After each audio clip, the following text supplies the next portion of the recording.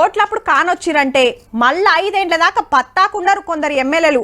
ఏదన్నా పనుండి కలుద్దామని camp office కాడికి పోయినా ఎప్పుడో అమాసకో పున్నానికో కలుస్తే కలవచ్చు, లేకుంటే లేదు.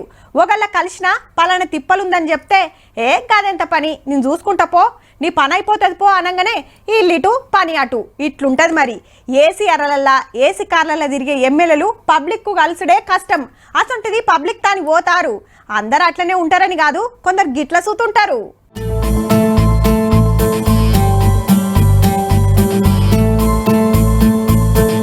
మీరు నమ్మినా నమ్మకున్నా సైకిల్ దొక్కుకుంటా పోయేదైతే ఎమ్మెల్యే సారేనుల్లా.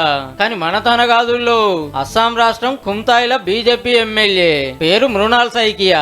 ఇక సార్ సైకిల్ మీద తోవేంట పోతుంటే గీ కాక నీళ్లు మోసుకొస్తుంటే ఆపి మాట్లాడుతుండు. గీ అమ్మేడికో పోయొస్తుంటే మందలిస్తుండు. గీ కాకని మొలకలకు మంచిగా నీళ్లు పెడుతున్నావా లేదా అని అరుచుకుంటుండు. ఏం పనులు చేస్తుండ్రు, ఏమేం తిప్పలున్నాయని వీళ్ళని అడుగుతుండు.